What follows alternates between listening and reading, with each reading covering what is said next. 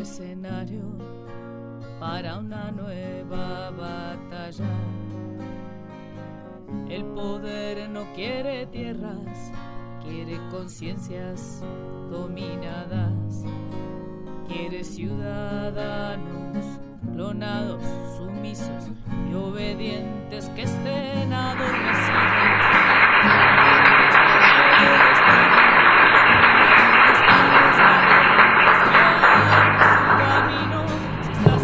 Bueno, buenas noches.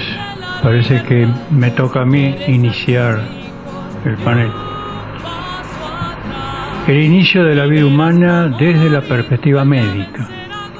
El tema es complejo, mejor dicho, se ha vuelto, a mi modo de ver, artificialmente complejo. Y antes de tocarlo, hace falta hacer, a mi juicio, algunas aclaraciones. En primer lugar, no se trata de establecer el inicio de la vida humana. No existe la vida humana. Es una noción abstracta. Lo que existe son hombres que viven, es decir, sujetos humanos pertenecientes a la especie Homo sapiens que viven. No puede haber vida humana sino en sujetos vivientes. Por lo tanto, la expresión ¿cuándo comienza la vida humana? Es inexacta. La pregunta que debemos formularnos es ¿cuándo comienza la existencia individual y personal de un sujeto humano? Todos nosotros somos sujetos humanos y vivimos, y porque vivimos existimos, porque somos vivientes. ¿Cuándo comenzó nuestra existencia? Esta que todavía, a Dios gracias, la seguimos arrastrando en este mundo. ¿Se inició en qué momento? ¿En el momento de la concepción? ¿Después? ¿Antes? Bueno, primero entonces hay que poner en claro esta cuestión. ¿Cuándo se inicia la existencia individual, personal de un ser humano? En segundo lugar, tenemos que aclarar una cuestión de carácter epistemológico. La perspectiva médica, si bien es muy importante y es en algunos aspectos decisiva, sin embargo no es suficiente. Cada una de las ciencias tiene un objeto propio y tiene una competencia propia. No se puede, pues, a una ciencia pedirle que trate acerca de cuestiones que están fuera de su competencia. Entonces, la ciencia médica, y más que la ciencia médica diríamos las ciencias médicas, la biología, la genética, etcétera, la embriología, etcétera, pueden aportar una serie de datos, pero son datos que en definitiva consisten solamente en el registro de ciertos fenómenos, de fenómenos que llamamos vitales, que tienen que ver con el proceso de la generación humana. Pero la interpretación y la lectura última de esos datos no corresponde tanto a la medicina o a las ciencias médicas, sino a saberes superiores o distintos, en algunos casos complementarios de la medicina, en otros casos más inclusivos, más abarcativos de la medicina. Porque ocurre una cosa que se dice con mucha frecuencia: la ciencia ha demostrado que la vida humana comienza en tal momento. Pero ¿qué ciencia? ¿Cuál es esa abstracta ciencia que se invoca? Lo que hace falta no es una ciencia así dicha en abstracto. Hace falta una articulación científica, una articulación epistemológica integrada e integradora de distintos niveles de conocimiento. La medicina es uno de esos niveles de conocimiento, pero ella necesita la integración con otros aspectos, por ejemplo, con la filosofía de la naturaleza, por ejemplo, con la antropología. De hecho, hay una materia que se llama antropología médica. Por ejemplo, con la ética, con el derecho. En fin, Hace falta entonces una articulación científica compleja e integrada. No se trata del juicio de una determinada ciencia. Y lo tercero que quiero aclarar antes de entrar en la exposición propiamente del tema, es que lamentablemente este tema es muy difícil de debatir porque chocamos con una mentalidad utilitarista que pretende hacer derivar la verdad científica de la necesidad técnica o de la necesidad de una debida situación, de una determinada situación. Mire, esto ocurrió, no quiero en absoluto que no se me malentienda, no estoy comparando las cosas, son dos cosas distintas, pero cuando comenzaron los trasplantes de órgano, la medicina tuvo que replantearse cuando una persona estaba muerta, cosa que cuando yo empecé a estudiar medicina, que un poquito después del protomedicato, nadie se planteaba.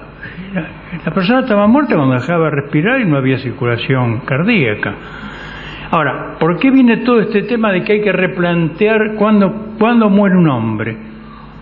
Porque necesitamos extraer órganos en determinadas condiciones técnicas. Entonces aparecen los famosos criterios de Harvard, que están signados por un criterio eminentemente utilitarista, donde lo que se busca no es una verdad científica, sino una ficción científica y legal para justificar un procedimiento médico. Con el caso que nos ocupa pasa algo parecido. No hay una búsqueda honesta, en algunos casos sí, desde luego, pero en general no hay una búsqueda honesta de una verdad científica cuando empieza la existencia de un individuo humano. Lo que hay es la búsqueda de una ficción pseudocientífica, pseudobiológica y legal que autorice libremente, por ejemplo, políticas de aborto. Bueno, hechas estas aclaraciones, entonces, vamos a ver brevemente qué podemos decir nosotros respecto de este tema. En primer lugar, vamos a ver qué nos dice la ciencia biológica. Bueno, no me voy a extender en un análisis detallado del proceso generativo humano, por dos razones. Primero, porque no es el tema, y segundo, porque acá está el doctor Castelnovo, que es un brillante ginecólogo, así que y yo soy cardiólogo, de manera que bueno, me voy a ceñir a datos puramente básicos. Es evidente que el proceso generativo humano se inicia con la penetración de un gameto masculino, que llamamos espermatozoide, en un gameto femenino que llamamos óvulo. Tanto el espermatozoide como el óvulo son células específicas, células especializadas, son células germinales, también llamadas gametos. Estas células son producidas por los generantes, es decir, por la mujer y por el varón. El testículo del varón produce espermatozoides, el ovario de la mujer produce óvulos. Ambos se encuentran en un momento dado y se produce un fenómeno llamado fecundación. Antes de la antedicha fecundación, los gametos exhiben una serie de transformaciones, sobre todo en lo que respecta a la duplicación de sus ADN, etc. Toda una serie de elementos muy complejos ahora detallar, porque no estamos ante un público especializado. Con la unión de los gametos ocurre una cosa interesante, se origina una nueva célula, una nueva unidad celular que llamamos cigoto. Este cigoto constituye una novedad estructural y genética. Y aquí se impone una aclaración. El cigoto no es un óvulo fecundado, es un error. El cigoto es una cosa distinta del óvulo. El cigoto, como diría el viejo Aristóteles, supone la corrupción del óvulo y del espermatozoide, porque después de esa corrupción se produce una generación de algo nuevo. De manera que está mal decir que se trata de un óvulo fecundado. Es una novedad biológica, una novedad absolutamente, una novedad absoluta.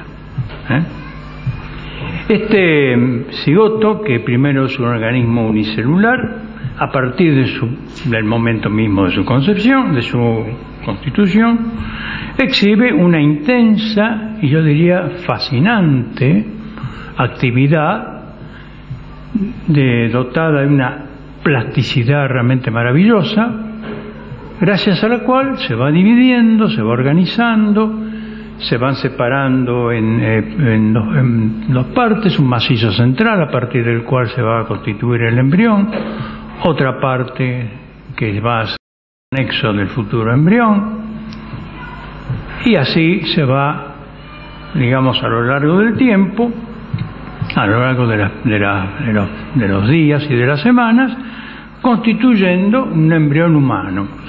Hoy sabemos que más o menos al 7º o 8º día, después de la fecundación, ya está constituido el embrión que se va a implantar en el útero materno. Bien. Todo esto son entonces los datos que nos dice la embriología. Todo este proceso de una extraordinaria plasticidad aparece como un continuum vital, irreversible, pues de no mediar una falla de la propia naturaleza, siempre ese cigoto va a llegar a conformar uno o más individuos de la especie humana. Para eso tiene el código genético adecuado, tiene la cantidad de cromosomas adecuado. Es lo que los clásicos llamaban una materia signata. Una materia signata es quantitate, es una materia provista de una cantidad suficiente de elementos y de disposiciones, a partir de la cual y en la cual se va a generar uno o dos o más individuos de la especie humana. Con estos datos podemos establecer varias cosas. El proceso generativo comienza con la fecundación, eso no hay ninguna duda. Antes de la fecundación no hay proceso generativo. Tras sucesivas etapas, finaliza con la generación, como dije antes, de uno o más organismos humanos. Se trata de un proceso vital, obviamente. ¿Por qué? Porque desde su mismo inicio hay actividades vitales. Hay reproducción, hay crecimiento, hay división celular, hay nutrición, hay respiración, etc. Hay una serie de elementos que son vitales, por lo tanto, se trata de un proceso vital. Se trata de un proceso unitario y continuo.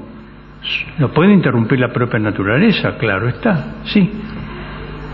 Pero es falla de la naturaleza. El proceso en sí es continuo, no se detiene. Y es un proceso, y acá una cosa muy interesante, que desde el inicio tiene una clara orientación teleológica, es decir, apunta a un fin, que es la formación de uno o más seres humanos. Con todo esto bastaría para dar por finalizada la discusión. Si la experiencia científica más elemental, desde que un óvulo penetró el espermatozoide penetró un óvulo, se pone en marcha un proceso que, de no mediar una falla de la propia naturaleza, termina 9 meses después en uno o dos más chicos que lloran, evidentemente la situación está terminada. Pero no, sobrevienen problemas a los cuales tenemos que hacer frente. ¿Qué es lo que pasa? Pasa que hoy en día se pretende dividir, fraccionar el proceso generativo humano, y que hay como si de alguna manera, imaginemos que en una línea pusiéramos dos puntos. El punto F, que indica la fecundación, el punto X, que indica lo que X tenemos que saber, cuándo ese proceso alcanza una etapa en la que podemos decir que ya hay ahí un sujeto humano en gestación. Entonces viene la pugna. Hay quienes dicen, no señor, F y X coinciden. Y hay otros que dicen, no, F y X no coinciden. Entre F y X hay un segmento, hay un espacio. Y como antes de X eso no es humano, yo puedo abortar. Los otros dicen, no se puede abortar porque F y X coinciden. Y entonces viene una serie de argumentos, que el cigoto es persona, que ya tiene código genético, que no, pero que ese código genético no es del todo completo, se puede ver la información, que no hay tubo neuronal, que no puede ser persona porque no tiene cerebro. Sí, se escuchan los argumentos realmente más insólitos. Pero el tema me parece a mí que es complicar indebidamente, porque aquí ahora, sí, entonces la medicina tiene que callar un poco y darle la palabra a la filosofía de la naturaleza. Y esto es inevitable. Lo que pasa es que el prejuicio cientificista piensa que la filosofía no es una ciencia o que es una mera opinión. Y no. La filosofía de la naturaleza, desde Aristóteles acá, es una ciencia exacta. Mucho más exacta que la biología o la embriología. Pero bueno, dejemos esto de lado. Cuando nosotros analizamos ese proceso tiene un principio y tiene un fin. Desde el punto de vista médico, principio es y fin son términos temporales, son términos cronológicos. Pero resulta que la palabra principio y la palabra fin pueden ser tomados en otro aspecto. Y aquí damos un salto que es a la vez semántico y epistemológico. ¿Por qué? Porque principio puede ser también aquello de lo cual algo depende en su ser y en su hacerse. Y el final no es la terminación cronológica de un proceso, sino el objetivo de un proceso. O como dirían los clásicos, un terminus ad quem. ¿Hacia dónde va el proceso? La famosa causa final de los aristotélicos, que es la más importante de las causas. Y además la causa final ya está al principio. ¿Por qué? Porque está en la intención. Aristóteles dice, y yo le sugiero a Lino Barañao y a todos los ilustres científicos de la patria, que por favor una noche lean la física de Aristóteles. Y se van a encontrar con más de una sorpresa. ¿Qué dice Aristóteles? Aristóteles dice que la forma humana, que es el fin de la generación, la forma es decir, alcanzar aquello que hace que una cosa sea lo que es y no otra, ya está en el inicio, porque está en la intención. La forma, que es el fin de la generación, es lo primero en el orden de la intención y lo último en el orden de la generación. Y esto se equipara a cualquier acción productiva del hombre. Cuando un artífice quiere hacer algo, ¿qué es lo que hace? Primero lo concibe. Primero piensa lo que va a hacer y luego lo ejecuta y finalmente lo produce. Pero ese producto estuvo primero en la intención y en la generación. Entonces, ¿qué es lo que hay primero en la intención de la naturaleza del proceso generativo humano? La intención, el designio de producir un ser humano o dos o tres más seres humanos. Y eso es en función de una disposición de la naturaleza. Eso es en función de una intentio natura, es decir, de una intención de la naturaleza. De manera, pues, que no es posible de ninguna manera andar hablando si hay un punto F o un punto X o un segmento entre la F y la X. No, hay un continuo. Hay un diseño natural que comienza con la fecundación y culmina con la generación de un organismo humano completo. Y esto es suficiente para otorgarle a la ética y al derecho elementos suficientes para emitir un juicio, porque en definitiva el juicio moral, que es lo que se está jugando, es lícito o no es lícito el aborto, el juicio moral se funda en esto. Lo que hay que preservar es el proceso generativo humano. No importa en qué etapa de ese proceso nos encontremos, porque, repito, ese proceso generativo humano exhibe desde el inicio una intención que es única y exclusivamente la de formar uno o más cuerpos organismos humanos enteros, que después nosotros a eso le llamaremos persona. Bueno, la persona es otro problema, la persona es un tema de la metafísica, no es un tema ni de la biología, ni de la ética, ni de la filosofía de naturaleza. Por eso, en el siglo III, decía Tertuliano, es hombre aquel que habrá de serlo en el futuro, porque todo fruto ya está presente en su semilla. Esto es un eco de aquello de Aristóteles. El fin ya está como intención en el inicio, último en la producción. Entre los cristianos, pues, y yo diría entre todos los seres que usan su razón natural, el crimen del aborto ha de ser interdicto, porque matar al hombre que va a ser es matar al hombre que ya es. Esto lo dice en la Apología, libro 9, capítulo 8. Pues nada más, lo que puedo aportar de mi parte.